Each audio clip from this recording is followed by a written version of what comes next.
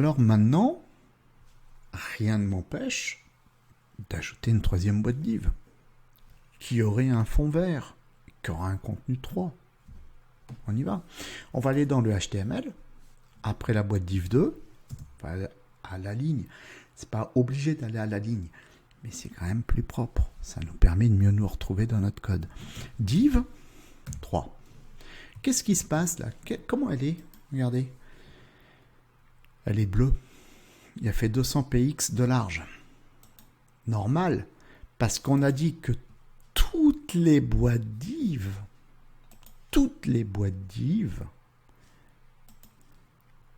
elles font 200 pixels de large, elles ont une couleur bleue et elles sont de type inline block. Toutes.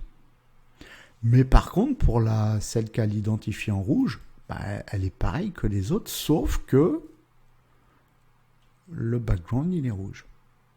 Il n'est pas bleu. Et bien, si je veux que la dernière, elle soit verte, je vais faire comme j'ai fait pour la première. Je vais lui donner un attribut ID. Espace, attribut ID, attribut égal, valeur double cote. Je l'appelle comme je veux. Je l'appelle vert parce que ça m'arrange, mais je peux l'appeler Toto, ça n'a aucune espèce d'importance. Alors je vais l'appeler vert. CTRL S. Ça ne change rien. Non, il va falloir maintenant qu'on déclare ses propriétés CSS. Ça ou ses propriétés CSS. Donc on vient dans notre fichier CSS, hashtag vert. Voilà. Ça veut dire ici, je vais manipuler l'élément HTML qui a l'identifiant vert. C'est ça que ça veut dire.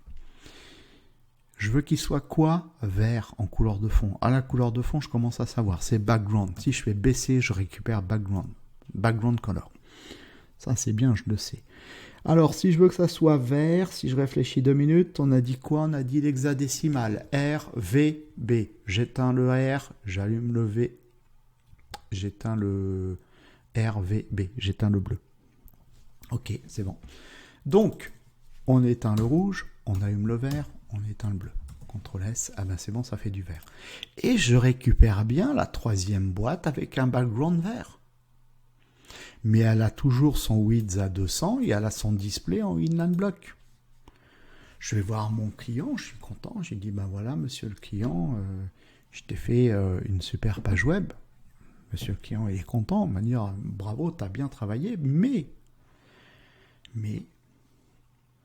la boîte verte, je voulais pas qu'elle fasse 200 px. Je veux bien que les autres elles fassent 200, mais pas elle. Elle, je voudrais qu'elle fasse 100. Ah bon?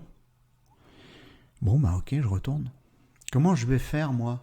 C'est simple. Autant, là, j'ai réussi à modifier la couleur que j'ai donnée par défaut. Pour le width, ça sera pareil. S'il veut 100, le client, on va lui donner 100 pour le vert. Pour la boîte div qu'elle identifie en vert, width, 100 px. Je rentre le truc, valider, il fait 100. Toutes les autres elles font 200, mais pas lui. Lui, c'est l'exception. Il fait 100.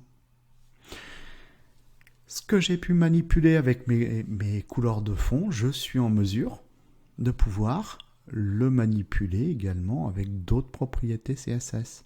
C'est ça la force. C'est vraiment ça la force. Si je veux donner des marges tout autour de ces boîtes, qu'ils soient les mêmes, je vais aller chercher la générique qui est là. Si je veux une marge de 10 pixels, pardon, j'ai oublié le M, excusez-moi. Si je veux une marge de 10 pixels en haut, à droite, en bas, à gauche, margin 10, px. CTRL S, qu'est-ce qui se passe? Il y a une marge de 10 pixels tout autour. Attention.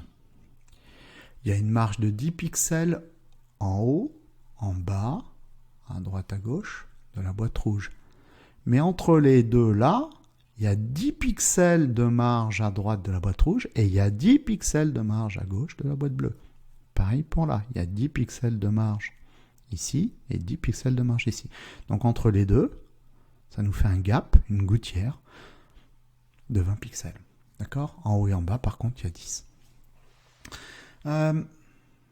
Belle notion. Belle notion. On s'arrête là. Vidéo suivante.